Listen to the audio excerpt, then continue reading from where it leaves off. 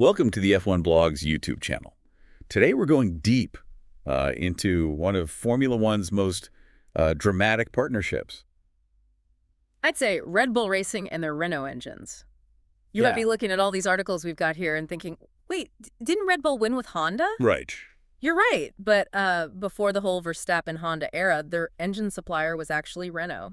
And as you'll see, that's where things get really interesting. It is a classic story of, ambition, innovation, and some pretty spectacular clashes. Yeah. The kind of drama that only Formula One can really deliver. Yeah. We're going to be exploring how this partnership went from like champagne showers to very, very public spats. Yeah. And ultimately it shaped the destinies of both teams. Okay, let's rewind all the way back to 2007. Okay.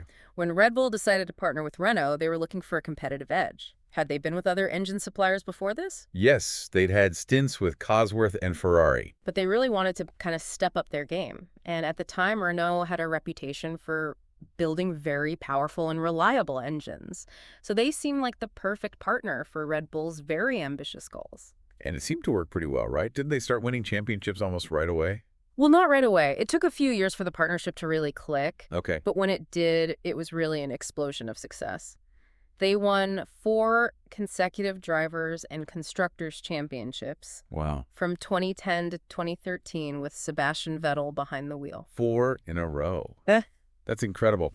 What was their secret weapon during that period? Was it purely down to Renault's engine power? Engine power was definitely a big factor, but it wasn't the whole story. Okay. Renault was incredibly innovative with their engine technology, especially in those sort of early years of the V8 era. Right. Remember the whole exhaust-blown diffusers? Oh, yeah. They were masters at exploiting that loophole in the regulations. Right. And that gave Red Bull a significant aerodynamic advantage. Ah, those were the days. I mean, those crazy technical innovations are what make F1 so fascinating.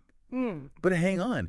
If they were winning championships, why are we talking about this partnership being so dramatic? Surely it can't all be sunshine and rainbows, right? You're absolutely right. Okay. Even during those glory years, there were cracks beneath the surface. Okay. You see, Red Bull had this relentless pursuit of perfection. Yeah. They were always pushing Renault to squeeze out more power to be better than the competition. Right. And while they were successful, that constant pressure started to create tension. So even when they were winning, there was this underlying feeling that it wasn't quite enough for Red Bull. Yeah. That they always wanted more from Renault. Exactly. And that dynamic, that constant kind of push and pull, would eventually become the downfall of this partnership. Right. But before we get to that, let's talk about the turning point that changed everything for Red Bull, for Renault, and the entire sport. This is where things get really interesting, right? Oh, yeah. I can feel the tension building already. Oh, you're in for a treat. Let's talk about 2014 and the introduction of the 1.6-liter V6 turbo hybrid engines. Right. It was a seismic shift in Formula One, and it exposed the fragility of the Red Bull-Renault relationship in a big way. Yeah. Yeah. You know those articles you've got there about how Renault struggled in 2014? Well, let me tell you, they weren't exaggerating. The new hybrid engine formula was like a whole new ballgame, much more complex than what they were used to. I remember 2014, it was a massive shakeup for the whole sport. So why did Renault have such a hard time adapting to it? It was a perfect storm of issues. The new power units had these intricate energy recovery systems. Right. The ERS that Renault just couldn't get a handle on. Right. Reliability was a big issue. They lacked power compared to Mercedes. Yeah. And even the way the engine delivered its power, its drivability was a real headache for Red Bull's drivers. Hold on. Drivability. For those of us who aren't F1 engineers, what does that even mean? Good point. Yeah. Drivability essentially means how smoothly the engine delivers power to the wheels. Imagine a car that jerks and hesitates when you accelerate. That's bad drivability. Right. In F1, it can make the car unpredictable and very difficult to handle, especially through corners. So it's not just about raw horsepower. It's about how that power is delivered to the driver. Exactly. And if the engine is unreliable on top of that, you're not going to get very far right. Exactly. And for Red Bull, a team that was used to winning, this was a nightmare. Their frustrations with Renault boiled over, and the relationship really deteriorated quickly. It must have been incredibly frustrating for Red Bull. They had this amazing car, a talented driver in Sebastian Vettel, but they were constantly being let down by the engine. What did they try to do about it? Well, they searched high and low for alternative engine suppliers. Right. But everyone else had already signed long-term deals. Of course. Mercedes, Ferrari, even Honda at that point, they were all off the table. So they were trapped in this increasingly toxic relationship. Very much, yeah. And the more Red Bull complained publicly, the worse things seemed to get. Wasn't there a pretty infamous radio rant from Daniel Ricciardo about the Renault engine? Oh, there were plenty of those. You can imagine the tension inside the Red Bull garage. Right. And it often spilled out onto the track. The infamous "it's a joke" outbursts from Ricciardo. Yeah. During the 2018 Canadian Grand Prix summed up their frustration perfectly. You have to feel for them, right? Yeah. Imagine having a car capable of winning races but being held back by these constant engine gremlins. Yeah. It sounds like this partnership was really on the verge of collapse. It was hanging by a thread. And to make matters worse, there were clashes over seemingly everything. Right. Red Bull's preference for ExxonMobil fuel and lubricants didn't mesh well with Renault's deal with BP Castrol. Oh, yeah. You can imagine the boardroom battles over that. Wow, so it wasn't just about the engine itself. There were all these other conflicts bubbling under the surface. Yeah. But they still managed to pull off some incredible wins during those difficult years, right? Didn't Ricciardo win Monaco in 2018? He did. That victory was a testament to Red Bull's ability to extract performance even from a subpar engine. Yeah. It was a brilliant drive by Ricciardo, Right. but it also highlighted the incredible strain this partnership was under.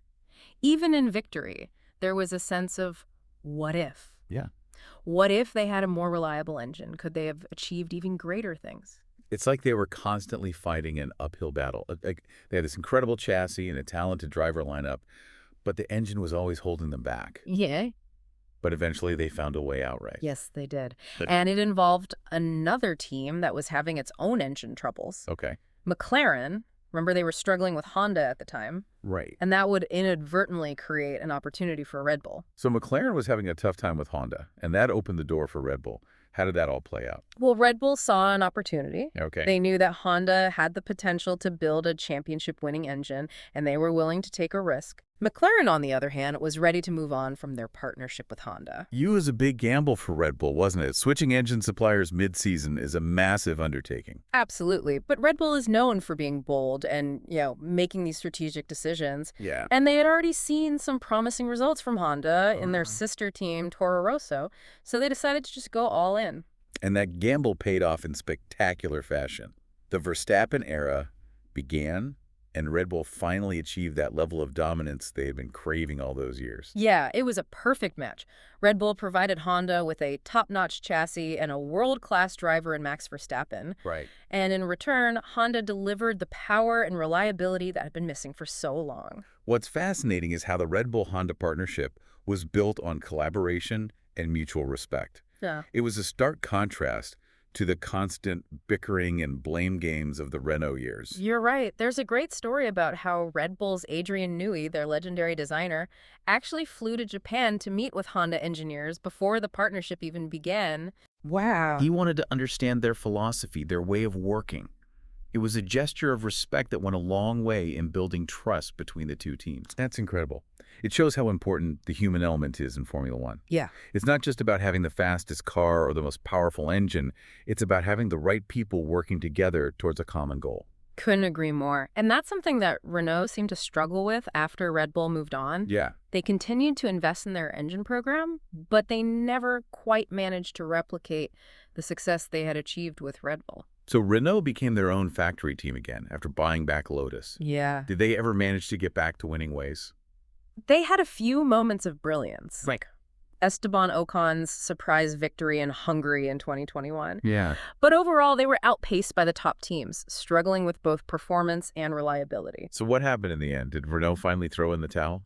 Well, they realized that developing a competitive engine in Formula One is incredibly expensive and complex. Yeah. They eventually decided to abandon their in-house engine program and become a customer team, Right. using Mercedes engines instead. Wow.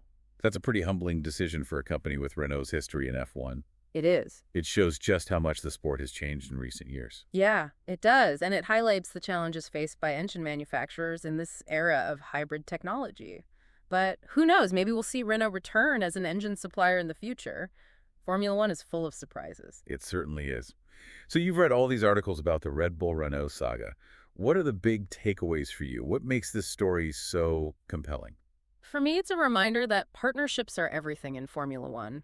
You can have the best drivers, the most talented engineers, but if you don't have a strong and supportive engine partner, you're fighting an uphill battle. Yeah. It's a lesson that both Red Bull and Renault learned, albeit in very different ways. It's a classic tale of ambition, innovation, and ultimately the pursuit of victory. We've seen how a partnership can soar to incredible heights, only to crash and burn in a spectacular fashion. Yeah. It's a reminder that Formula One is as much about human relationships as it is about technology and speed. Well said. And it makes you wonder, could things have been different? Would Red Bull have achieved the same level of success with Renault if the relationship had been more harmonious? We'll never know for sure, but it's a fascinating question to ponder. It is. And it shows that even in a sport dominated by data and engineering, there's always an element of human drama, Yeah. of personalities clashing and egos colliding. That's what makes Formula One so captivating. Absolutely. And as the sport continues to evolve, with new regulations and technologies, I'm sure we'll see more of these complex partnerships forming and dissolving. Yeah. It's a constant game of chess with teams trying to find the right combinations to achieve success. It makes you appreciate the partnerships that do stand the test of time, like the current Red Bull-Honda partnerships. They've proven that when the relationship is right, it can lead to incredible achievements. Couldn't agree more. Well, we've covered a lot of ground today, from Red Bull's early successes to Renault's eventual downfall. It's been a fascinating journey through the twists and turns of this epic partnership. Thanks for taking us on this deep dive. It's been a real eye-opener, and I'm sure our viewers on the F1 Blog's YouTube channel have learned a lot about the behind-the-scenes drama of Formula One. It's been my pleasure. Always happy to share my insights on this incredible sport. And to our viewers, if you enjoyed this deep dive into the Red Bull Renault saga, be sure to hit that subscribe button for more F1 insights and analysis right here on the F1 Blog's YouTube channel. We'll see you in the next video.